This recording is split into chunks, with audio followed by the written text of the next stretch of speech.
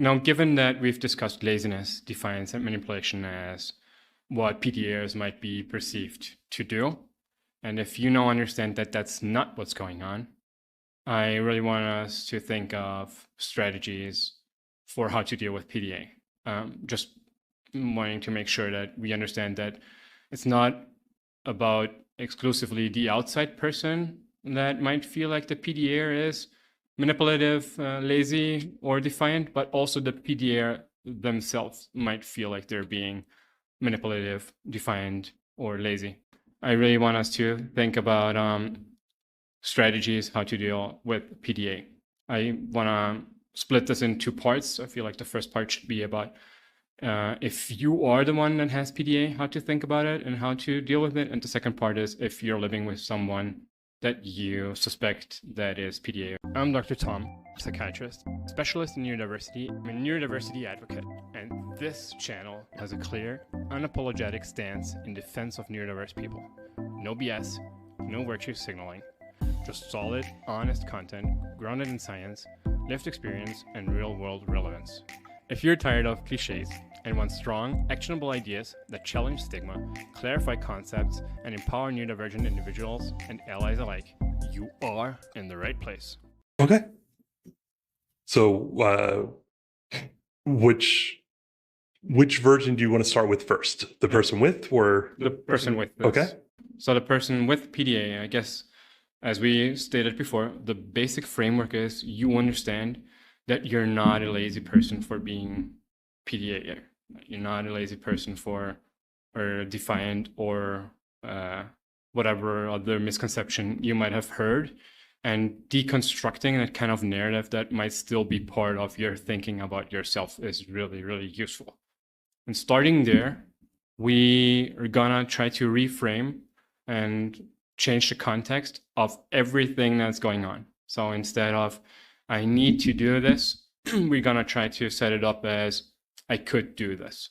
Instead of saying you have to just push through it and do it anyways, we're gonna think of let's see how I can do this in a creative manner that gives me control at all time.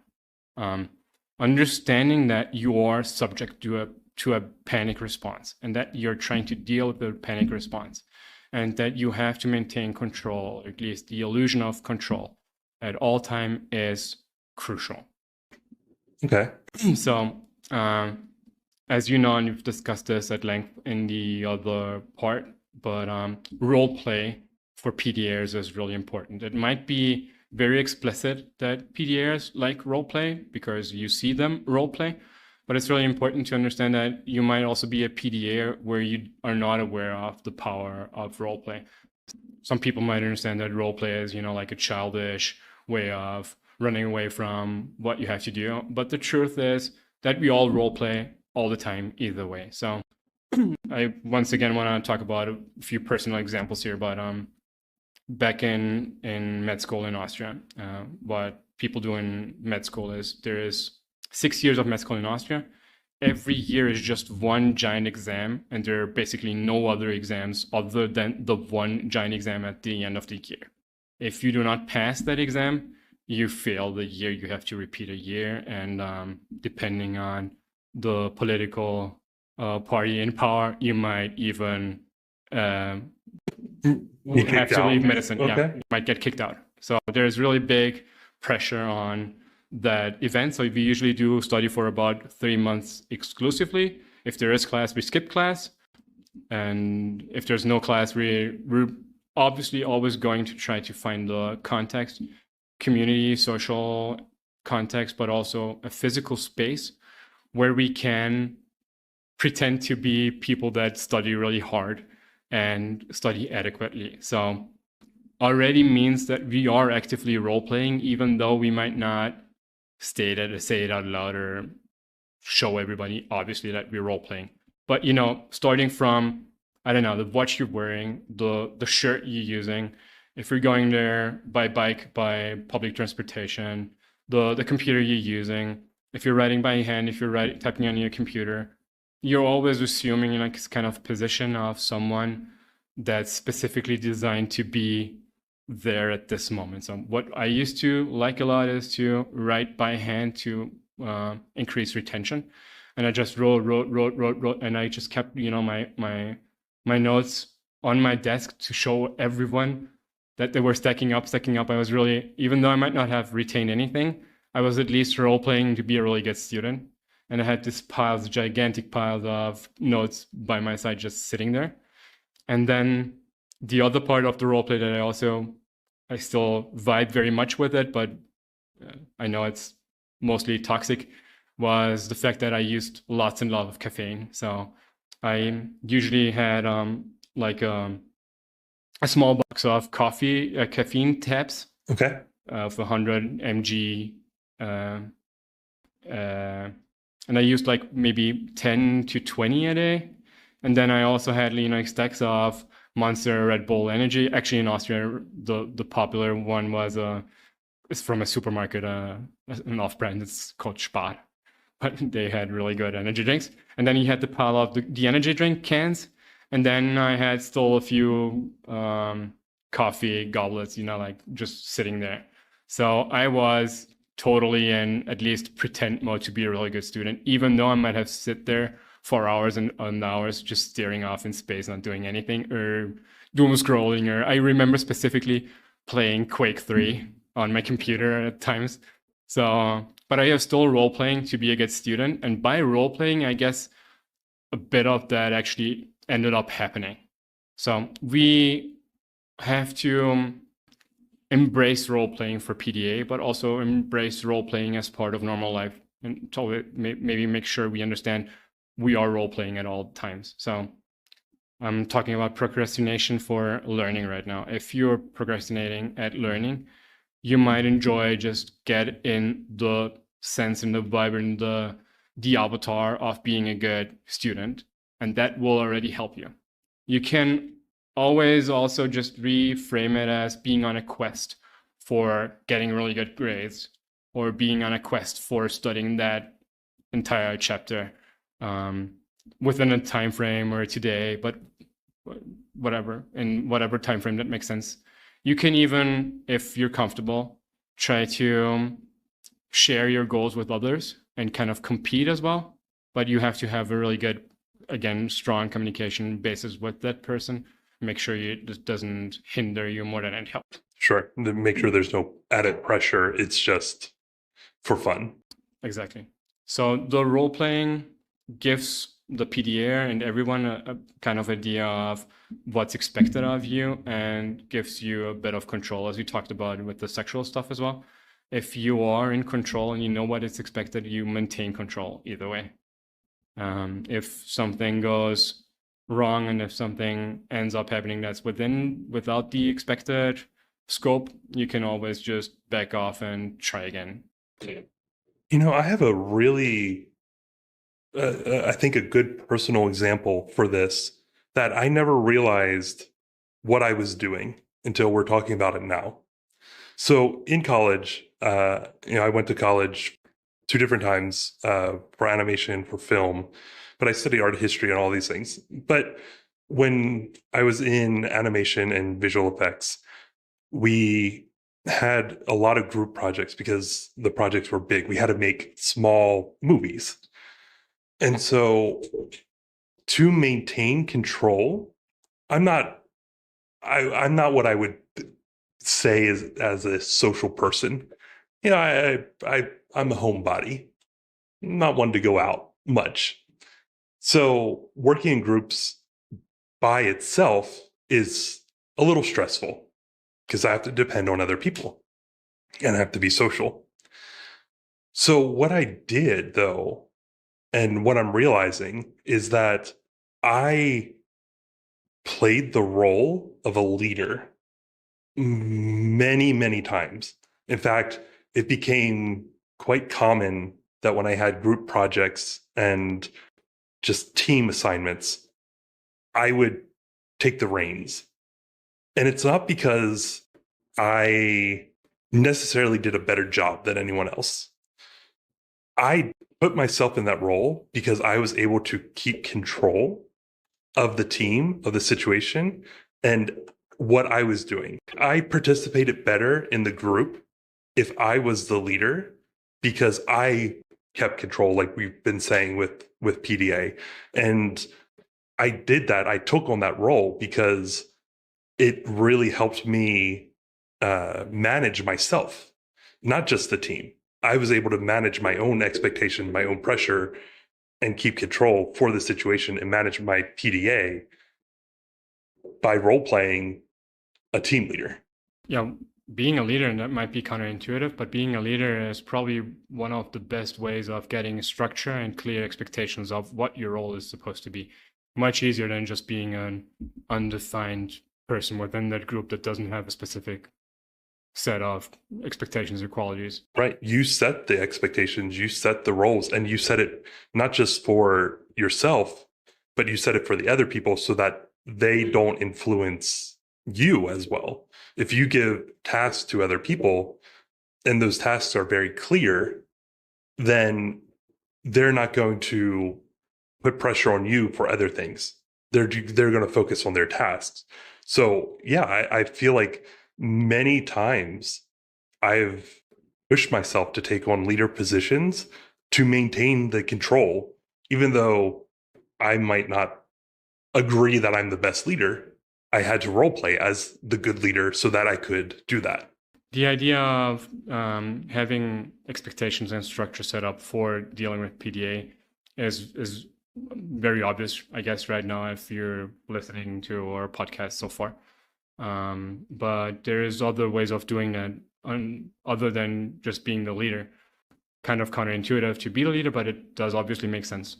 I want to talk a bit about how you can set up yourself to stop procrastinating on day-to-day errands and chores, but also about bigger stuff. So if you have someone that can help you with this, be it as a counselor, might be a special someone, that will already help, but you still need a very good conversation, very good communication basis to talk to that person and make sure that the help is actually help and not a hindrance. So what we usually try to do for procrastination overall is one of the best studied behaviors is called behavioral activation. And it's the basic idea that if you're at home in your PJs, you should probably start wearing street clothes, even though you don't plan on going outside of your home. You can still use them and make sure you get in a spot where you're closer to do whatever you wanted to do.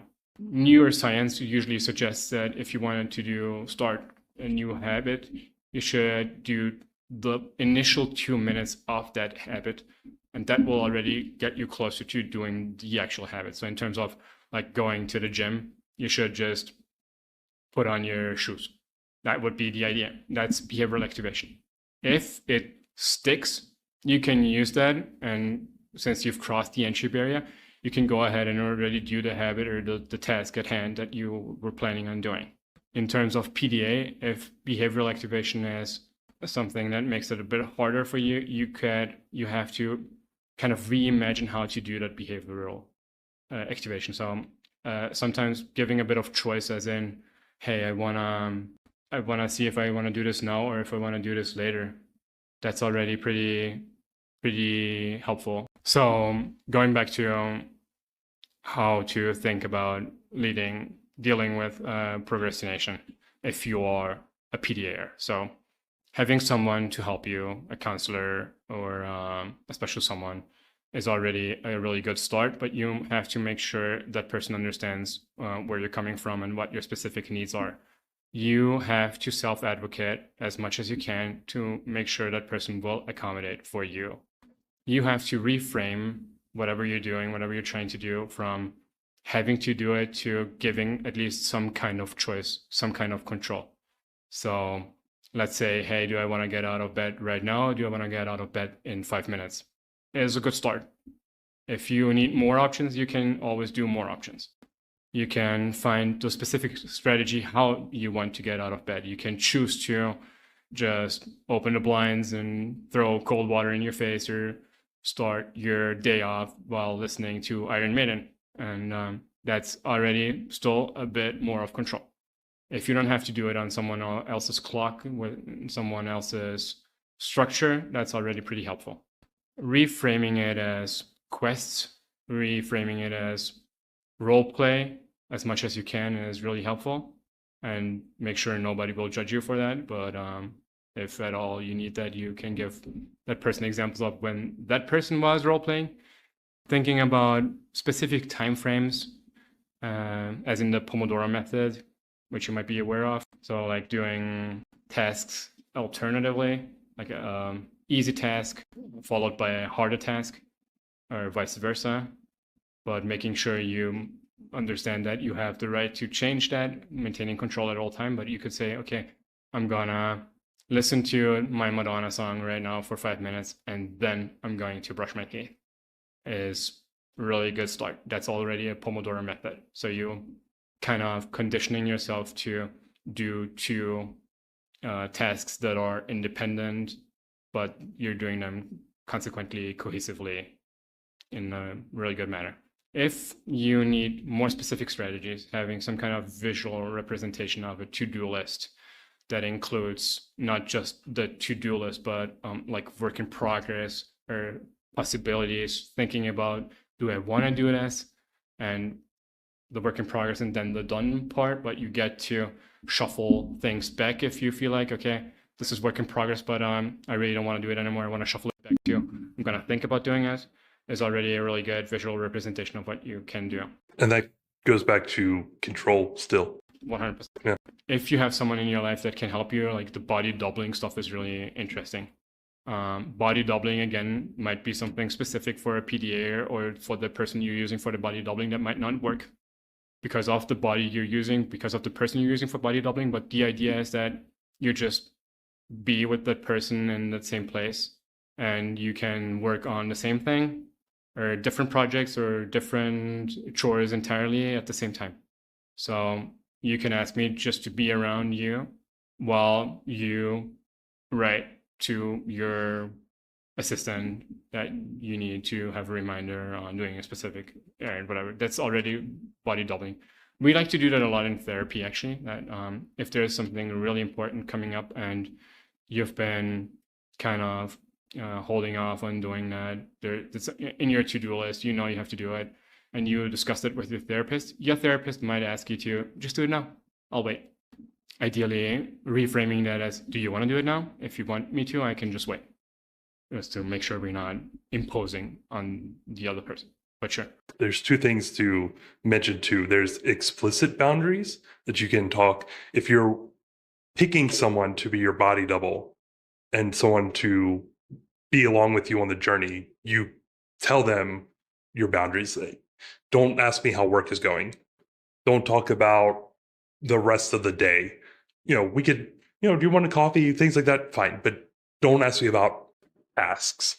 That would be an explicit boundary that you could set. But I would also say that there's boundaries that are just known by location. For example, you go to library. You go to the library, people aren't supposed to be playing loud music. That's a boundary. Maybe loud music bothers you and would distract you. So those are boundaries that are by the location too. So you could go to the library. Still explicit, but by the location, not by your... It's having to verbally say it. Right. So with the library, you're body doubling with people that are there for the same reason, but you don't have to talk to people about that reason or what you're doing. Having someone to hold you accountable is also really tricky for PDA. So that's got to be something that you have to be really explicit about as well. Having a hard time responding to demands doesn't mean you shouldn't have a benchmark, doesn't mean you shouldn't have boundaries, doesn't mean you should give up on whatever you're trying to accomplish. And that also means that it might be a good idea to have someone to have you hold you accountable, but it's got to be on specific terms. So you could even tell that person, hey, I want you to hold me accountable on whatever, brushing my teeth, but please only do so when I ask you to. So like, Corey, hey, can you remind me what I wanted you to hold me accountable to? And then you say, brushing your teeth. Oh yeah, cool, awesome, thank you. And that's it. You're not implying, there's really little to zero chance that you will imply judgment by holding me accountable if I'm asking you to. You could set a specific time frame for the holding accountable to.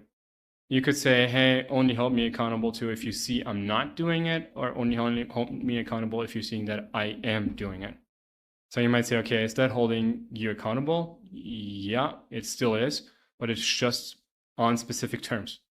As usually is the case either way, we just have to be explicit about the form and the way we wanted to do this.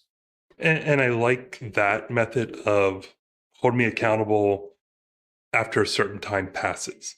I think that's one that gets commonly used in the sense of like, I need to walk the dog. So I wake up, I do my things. My dog in my situation, he has an area outside of the house so he can use the yard, but I still like to walk him. So, okay, I need to walk the dog at some point before 5 p.m. So I could tell whoever that I want to hold me accountable hey, at 4:30, make sure I've already done this task. If not, just kind of like remind me like, hey, did you walk the dog yet? It's like, oh no, it's 4:30. I should do it now. Like that makes sense to me because you're still keeping control about when you can do the task. You're not telling someone, make me do it right now. You're saying, hey, after this time has passed, when I think I can already achieve my goal, if I still haven't, just check in with me. Awesome. Remember that we said that being creative about stuff is important. So nowadays we do have Alexas and Google Assistants and Siris that can hold us accountable as well. Some of those might work better than others, but really good idea to understand if it works for you and re-evaluate as well. So just don't go blindly for a one-size-fits-all solution. That's obviously not a good choice. But using non-human humanoid robots to hold you accountable is also a really good idea, but you have to re-evaluate if that works, either because the technology might not be there or because you might end up having too many notifications or it might not be effective enough in the idea of if I'm talking with someone. I know we talk about pressure not being positive a lot in this conversation, but if I'm talking to you and you hold me accountable for something, I'm more likely to go, oh, you are asking me about it versus a machine. So that might not work for some people too, or maybe it does. Maybe it's when you use Alexa, Siri, these things, to me, that's you holding yourself accountable because you're setting the action, right? The thing about those assistants still is that they don't care about being useful to you. They're gonna do what you've asked them to do.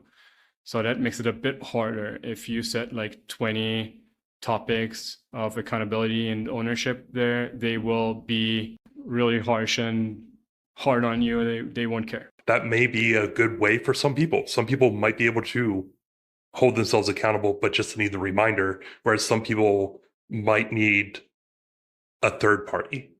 So different things for different people. Let's talk about the flip side. If you are a person that lives with someone that you suspect has PDA or that you know is a PDA, I'm pretty sure that much of the recommendations that we're gonna make here are pretty obvious from the first part, but having a good basis of communication is probably the most important thing. Making sure you are creative and you are available for creative solutions. So your special someone or your partner or your client can understand that you are really trying to be helpful and not be a hindrance. And even if it happens that you are failing, that you can go back on that, apologize or adjust, whatever, and make sure you find a different approach on how to do that. So if you are someone that lives with someone with PDA, it's the most basic, the most important thing is instead of trying to push someone through the panic attack, either through reward or the just do it or the punishing, whatever, which obviously doesn't work, just makes it worse. If you're trying to do that, you should definitely try and swap that and try to say, hey, let's see how we can figure out how to deal with this together. Let's think about how we can maintain you in control at all time, how we can give you choices and still have the thing that's important to us done. Yeah, conversations. Big thing with this, because if you're talking about control, it's you have to be able to talk and set your boundaries, set the guidelines and everything. So yeah, communication. Yeah, if you're thinking about this should be the standard approach anyways. And it really doesn't really matter if you're neurotypical or neurodiverse, but being capable of just expressing your preferences and the accommodations you want and the way you want to go about things to make them easier should be standard approach.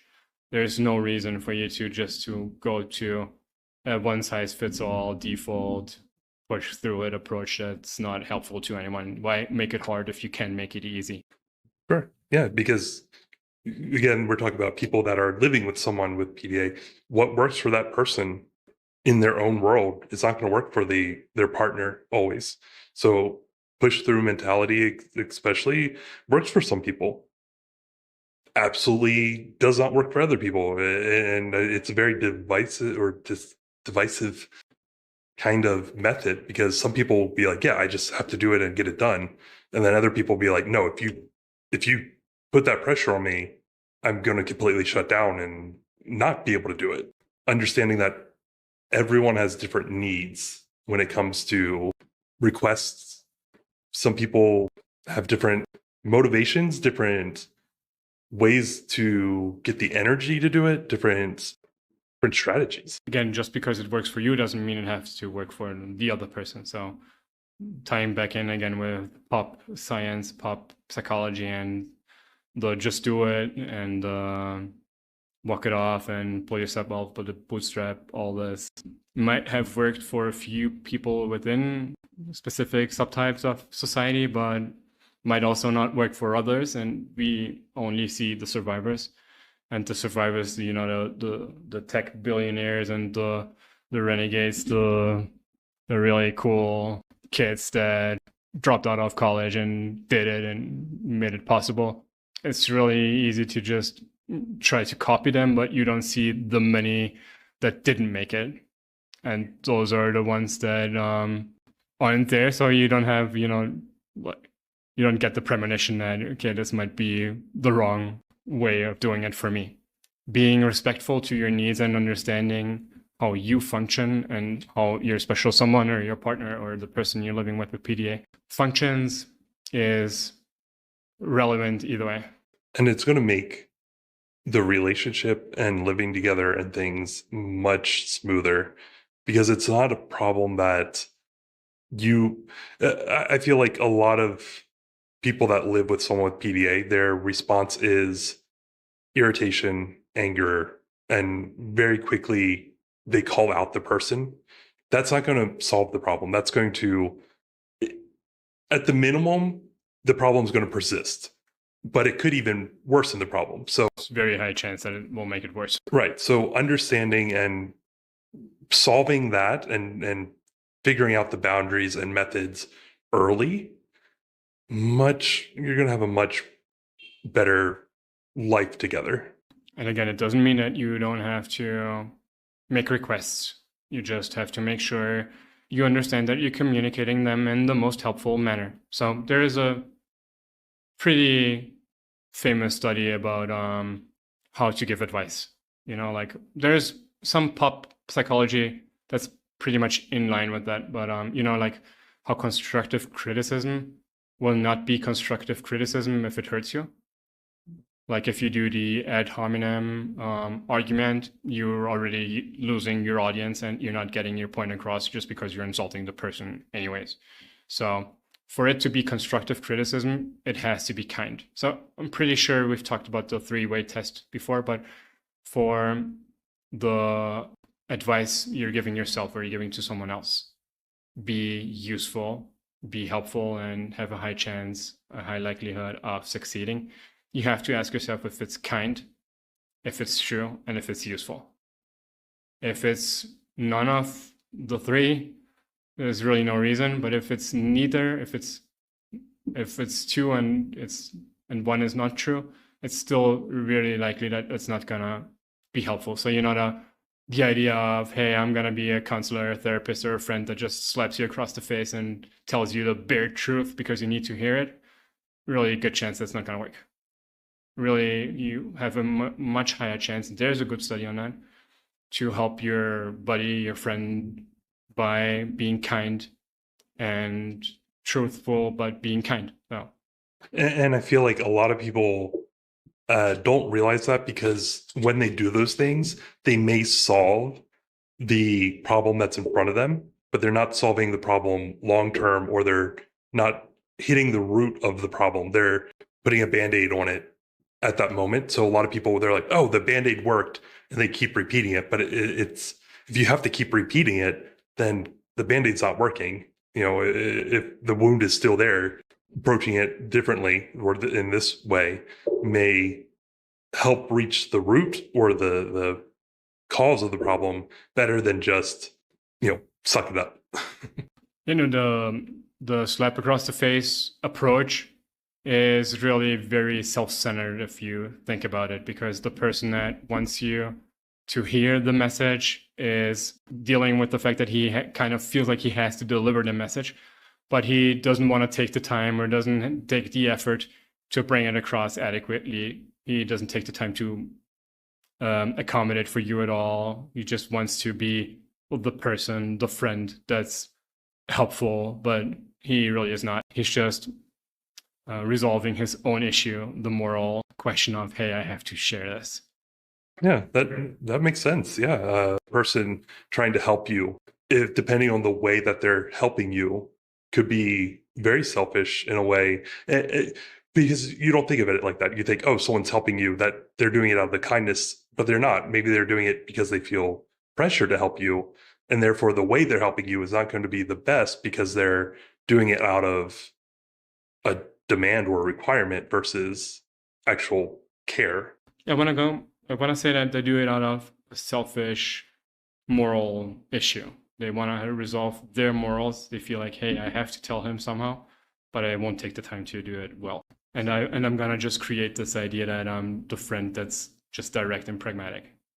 The reason we're talking about this with PDA is, so when you have a partner or someone that you're living with, approach the solutions, approach the conversation about what boundaries the person needs, what methods they need for help, in a kind, what were the three? Kind, useful, and true. So approach them in that way when having that conversation about, what can I do to help you navigate your PDA in our day-to-day life. So one thing that's really important to consider, if you don't feel like your PDA, or if you feel like maybe role play doesn't work for you, maybe role play doesn't make sense, you might still recognize a few of those traits in you, and they might still be relevant to you. So as you know, ASD is a spectrum, neurodiversity is a spectrum, and PDA is also a spectrum. So there's a reason for PDA to be really popular right now on social media. It's because people do recognize many of those traits in themselves, even though they might not recognize themselves as being a person that lives with PDA on every topic or on every demand possible. Thank you for watching. Please hit that subscribe button to get notified of our next video.